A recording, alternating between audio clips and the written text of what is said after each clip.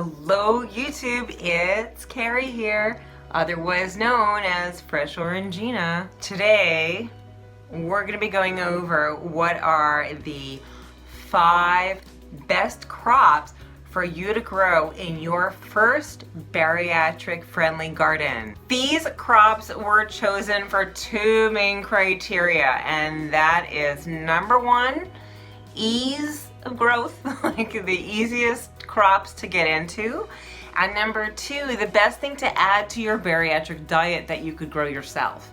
So there's a little bit of a balance between stuff that we kind of like and stuff that we should sort of like get used to liking more. But without further ado, here is the list.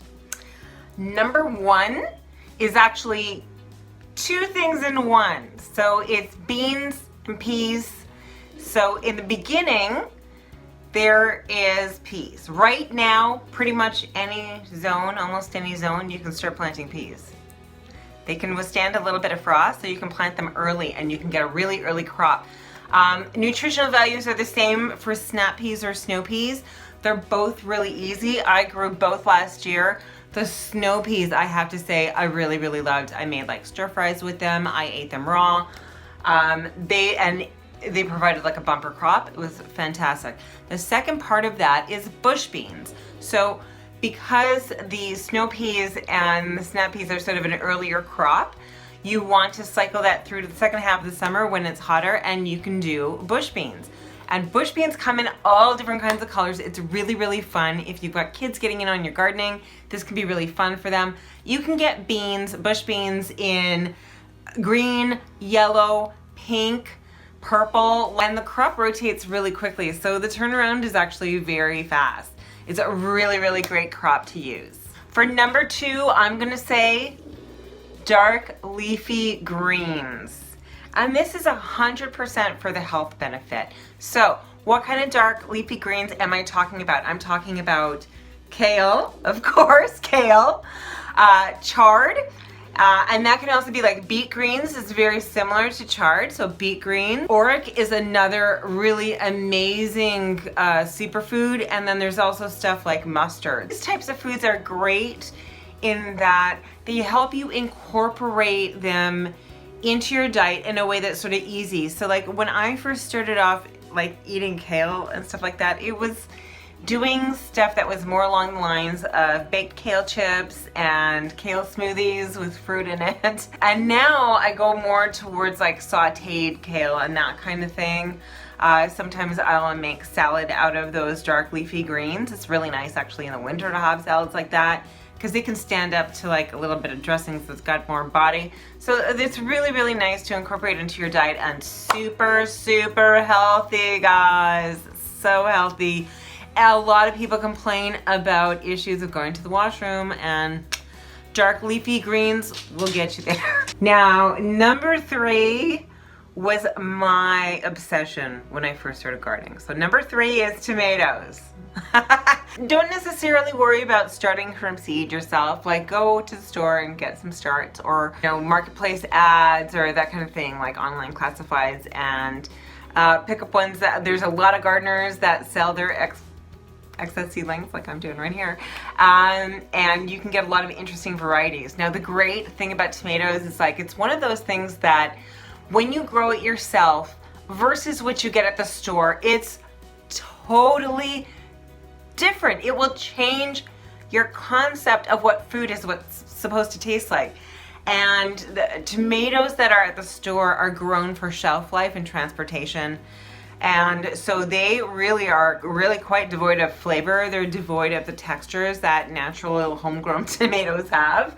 And a lot of heirloom varieties come in beautiful colors and shapes, and the flavor variations are amazing, and some of the sweet, rich flavors you can get out of them are just fantastic. So like one of the biggest joys I think of gardening in the middle of summer is tomatoes. If you're first starting out, cherry tomatoes is a great way to go because they're produced typically very early.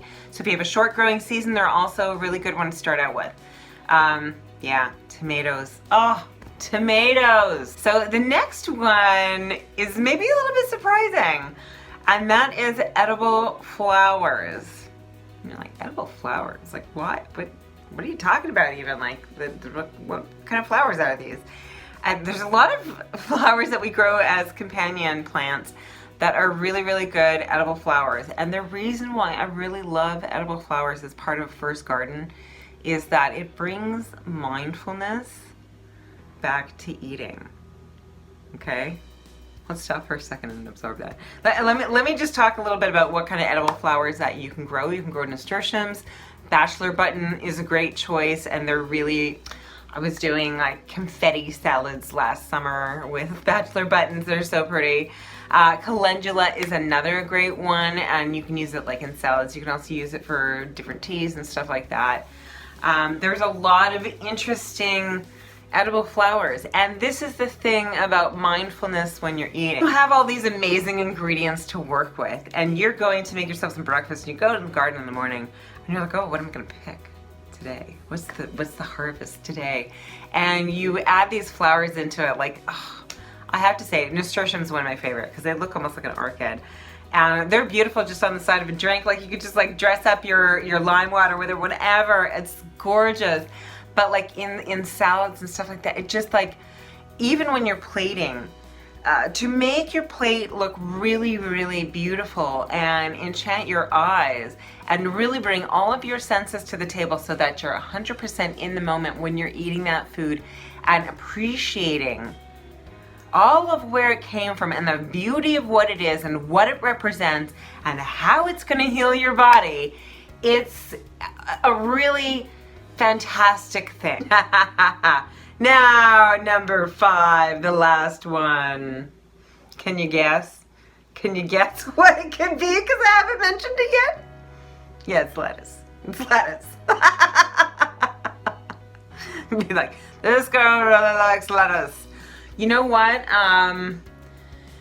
It really is something that I feel that we should eat all the time, like every day. I grew up in Italy, and the Mediterranean diet has a lot of greens in it, a lot of fresh greens in it. And you're eating salad like at least once a day, pretty much every day. It's something that we buy at the store. We spend a lot of money on it. There's a lot of waste when it comes to store-bought salads. And growing it yourself is really, it's super, super easy. Super easy, and the payback that you get from it is like instant. Also, the other thing about it is that it's a very, very fast crop. So you could, you know, toss your lettuce seed and have a crop like within like a month and a half. You're like eating lettuce, right? Like, it's very, very fast. It's something very practical. So I always say, definitely grow lettuce. And if you want to learn how to do that, you can check out my video on how to grow lettuce. Anyhow, guys, that's it from me for today. I hope y'all are having an awesome week. Or you think about the garden. Spring is coming. Can you believe it's spring already? Can you believe it? I can't wait for the sun. I am waiting to get out and soak up that vitamin D. All right, everybody. Have a great week. Bye.